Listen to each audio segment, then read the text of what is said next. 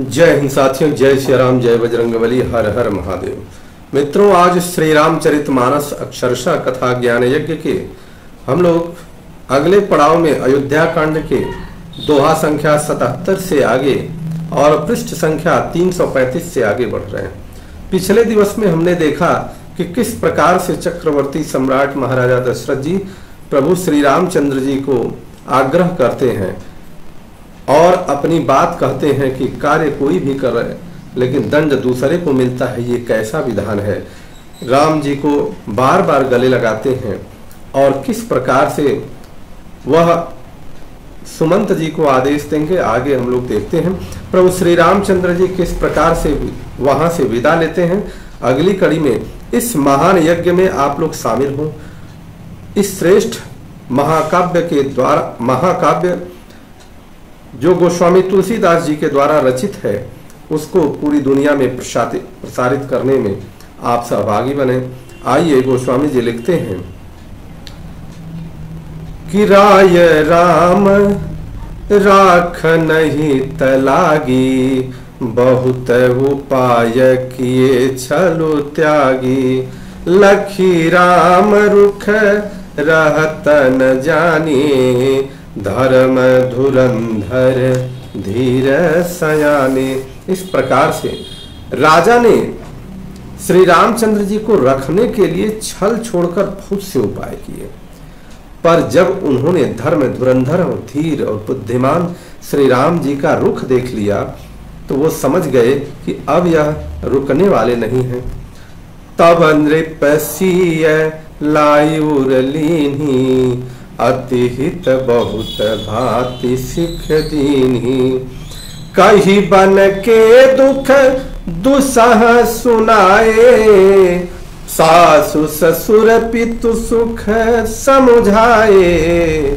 तब राजा ने सीता जी को हृदय से लगा दिया और बड़े प्रेम से बहुत प्रकार की शिक्षा दी। वन के दुसह दुख कह कर के सुनाए, फिर सास ससुर तथा पिता के सुखों को समझाया, अर्थात सास ससुर पिताजी के पास रहने के लिए उन्होंने आग्रह किया।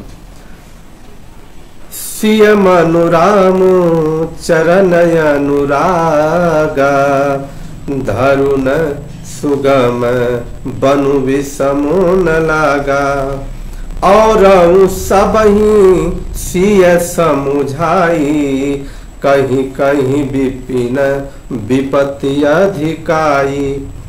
परंतु सीता जी का मन श्री रामचंद्र जी के चरणों में लगा हुआ है, इसलिए उन्हें घर अच्छा नहीं लग रहा है और न वन भयानक लगा।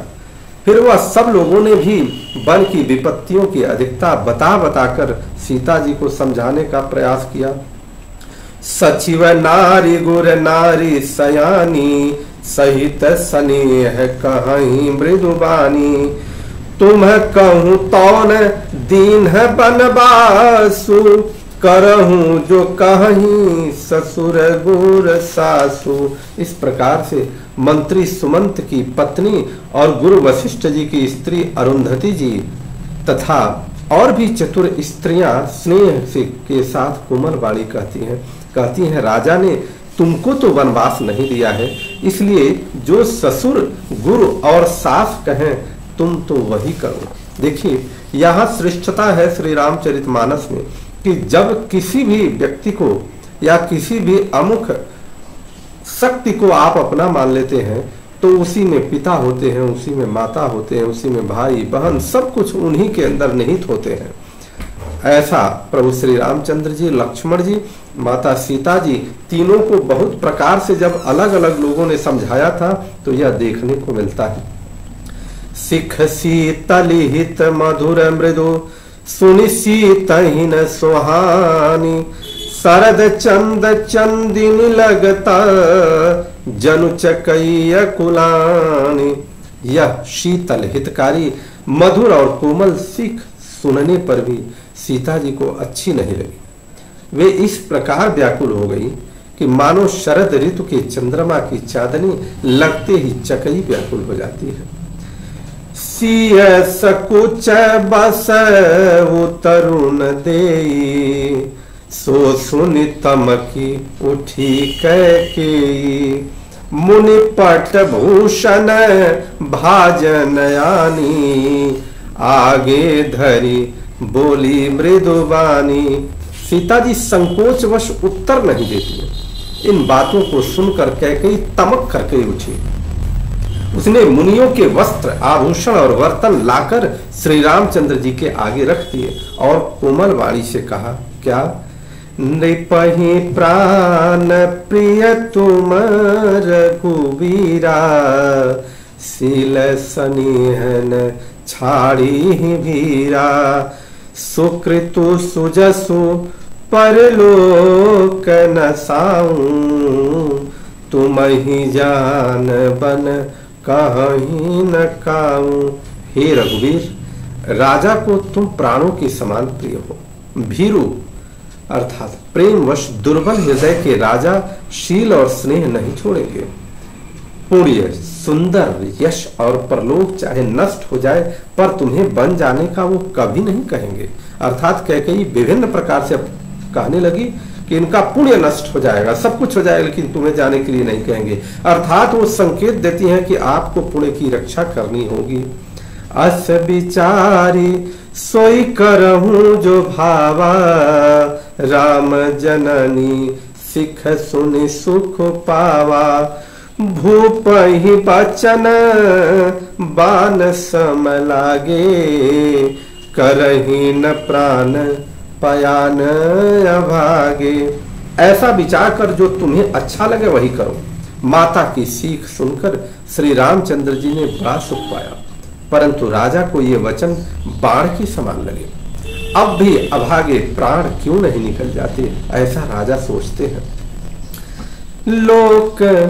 लोग विकल मूर्छित नर नाऊ, काह करिय कछु सूझन काहू, राम तुरत मुनि बेशु बनाई, चले जनक जननी सिरुनाई।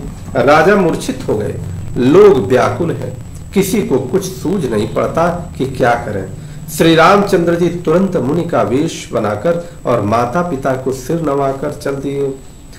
सजीवन साजु समाजु सबु, बनिता बंधु समेत, बंदी प्रीप गुर चरण प्रभु, चले करि सबहि अचेत।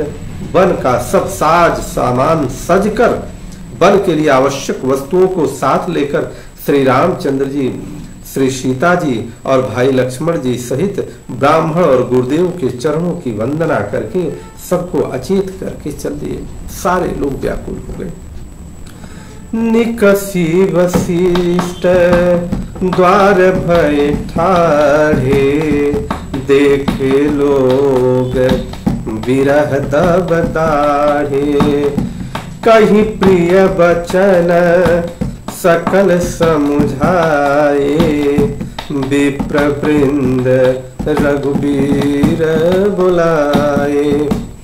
राजा महल से निकलकर श्री रामचंद्र जी वशिष्ठ जी के दरवाजे पर जाकर के खड़े हो गए और देखा कि सब लोग विरह की अग्नि में जल रहे हैं। उन्होंने प्रिय वचन कहकर सबको समझाया और फिर श्री रामचंद्र जी ने ब्राह्मणों की मंडली को बुलाया। ब्राह्मणों की मंडली बुलाने के बाद वो क्या करते हैं, गुरु सन कहीं बर शासन दीन्हे, आदर दान विनय बस कीन्हे, जाचक दान मान संतोषे, मीत पुनीत प्रेम परितोषे। गुरु जी से कहकर उन सबको वर्षासन वर्ष भर का भोजन दिए और आदर दान तथा विनय से उन्हें वश में कर लिया। फिर याचकों को दान और मान देकर संतुष्ट किया तथा मित्रों को पवित्र प्रेम से प्रसन्न किया। दासी दास बोलाई बहोरी, गुरहि सौंपी बोले कर जोरी, सबके सार संभार गोसाई, करवे जनक जननी की नाई। फिर दास दासियों को बुलाकर उन्हें गुरु को सौंप कर हाथ जोड़कर बोले, हे गोसाई, इन सब के माता पिता के समान सार संभार देख रेख करते रहिएगा। 12 बार जोर जुग पानी, कहत राम सब सन मृदुबानी। सोई सब भांति मोर हितकारी, जेहते रहे भुआल सुखारी। श्री रामचंद्र जी बार बार दोनों हाथ जोड़कर सबसे कोमल वाली कहते हैं कि मेरा सब प्रकार से हितकारी मित्र वही होगा जिसकी चेष्टा से महाराज सुखी रहे। मातु सकल मोरे बिरह, जेहि न होहि दुख दीन। असोई उपाउ तुम करहु सब, पुरजन परम प्रवीण। हे परम चतुर पूर्वासी सज्जनों, आप लोग सब वही उपाय करिएगा जिससे मेरी सब माताएं मेरे विरह के दुख से दुखी न हो। अर्थात प्रभु ने यह संदेश दिया कि आप ऐसा ही करिएगा कि जिससे मेरे जो अतिशय प्रिय लोग हैं वह दुखी न हो। अर्थात जब किसी भी व्यक्ति को सुख देना हो तो उनके सबसे प्रिय जनों को सुख दिया जाए तो वो भी सुख मिलता है। ऐसा प्रभु श्री रामचंद्र जी ने कहा। एहि विधि राम सबहि समुझावा, गुरु पद पदम हरषि सिरुनावा। गणपति गौरी गिरी सुमनाई, चले असीस पाई रघुराई। इस प्रकार श्री राम जी ने सबको समझाया और हर्षित होकर गुरु जी के चरण कमलों में सिर नवाया। फिर गणेश जी, पार्वती जी और कैलाशपति महादेव को मनाकर तथा आशीर्वाद पाकर श्री रघुनाथ जी वन को चल दिए। राम चलत अति भयउ विषादु, सुनि न जाई पुरया रतनादु। कुसगुन लंक अवध गति, कुसगुन लंक अवध अति शोकु। हर्ष विषाद विवश सुरलोकु। श्री राम जी के चलते ही बड़ा भारी विषाद हो गया। नगर का आर्तनाद हाहाकार सुना नहीं जाता। लंका में बुरे शकुन होने लगे। देखिए, अब प्रभु श्री रामचंद्र जी जब वन के लिए जा रहे हैं तो जिनका विनाश होना है उस हर जगह बुरे शकुन होने लगे, अर्थात बुरा उनको अपशकुन होने लगा। अयोध्या में अत्यंत शोक छा गया और देवलोक में सब हर्ष और विषाद दोनों के वश में हो गए। हर्ष और विषाद, हर्ष इस बात का था कि अब राक्षसों का नाश होगा और विषाद अयोध्यावासियों के शोक का था कि अयोध्यावासी किस प्रकार से शोकग्रस्त हैं और उनकी करुणा को, उनका अपने प्रभु श्री रामचंद्र जी के प्रति स्नेह और प्रेम को, भक्ति को पूरा ब्रह्मांड देख रहा है। इससे सभी लोग विषाद में हैं। गई मूर्छा तब भूपति जागे, बोली सुमंतु कहन यस लागे। राम लय प्राण न जाही, के सुख लागी रहत तन माही। मूर्छा दूर हुई तब राजा जागे और सुमंत्र को बुलाकर ऐसा कहने लगे कि श्री राम वन को चले जाएं, मेरे प्राण नहीं जा रहे हैं, न जाने ये किस सुख के लिए शरीर में टिक रहे हैं। एहि ते कवन व्यथा बलवाना, जो दुख पाई तजहि तनु प्राणा। पुनि धरि धीर कहै नर नाहु, लय रथु संग सखा तुम जाहू। इससे अधिक बलवती और कौन सी व्यथा होगी जिस दुख को पाकर प्राण शरीर को नहीं त्याग रहा है। फिर धीरज धरकर राजा ने कहा, हे सखा, तुम रथ लेकर श्री राम के साथ जाओ। देखिए, सुमंत जी मंत्री हैं राजा दशरथ के, परंतु एक भाव की तरह सुंदर है कि उन्होंने उनको सखा का संबोधन किया, क्योंकि उनके सखा भी हैं वो।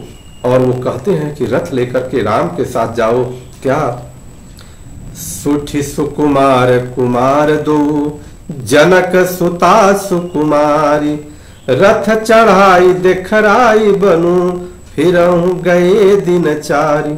अत्यंत सुकुमार दोनों कुमारों को और सुकुमारी जानकी को रथ पे चढ़ाकर वन दिखलाकर 4 दिन के बाद लौट आना। देखिए इसमें भी आशय है वेद पुराण इत्यादि में, जैसे कि आगे जाने पर हमको देखने को मिलता है कि किसी भी व्यक्ति की मृत्यु कैसे हो जाती है। मृत्यु का केवल एक ही उद्देश्य नहीं होता कि शरीर से प्राण निकल जाए, अगर उस व्यक्ति का त्याग कर दिया जाए तो भी वह समझिए मृत्यु के समान ही होता है। यही भाव जब लक्ष्मण जी को प्रभु श्री रामचंद्र जी ने अंत में जो काल के रूप में आया था और एक वचन के हिसाब से त्याग किया, क्योंकि मृत्यु दंड देने का उनका विधान था, उन्होंने यही नीति बताई गई कि अगर आप इनका त्याग कर देते हैं तो वो उसी के समान है। तो लक्ष्मण जी का त्याग किया और लक्ष्मण जी वैकुंठ धाम को चले गए। उसी प्रकार से वेद शास्त्र में वर्णन है कि जब ऐसी दशा होती है किसी को वनगमन के लिए, तो वह 4 दिन के हिसाब से वह जाकर के वन में रह करके परिक्रमा करके भी वह अपने प्रण को पूरा कर सकता है। परंतु यहाँ तो प्रभु श्री रामचंद्र जी को बहुत सारे राक्षसों का वध करना है। इस धरती माता के ऊपर जितने भी दुराचारी व्यभिचारी राक्षस जितने भी हैं, जो ऋषि मुनियों को गंगा को त्रास कर रहे हैं, उनका विनाश करना है। तो ऐसे प्रभु को तो एक मौका मिला है, अब वो कहाँ मौका चूकने वाले हैं। बोली सियापति रामचंद्र की जय, लखन जी महाराज की जय, माता जानकी की जय, चारों भाइयों की जय, हनुमान जी महाराज की जय, माता पार्वती की जय, भगवान भोलेनाथ की जय। हर हर महादेव।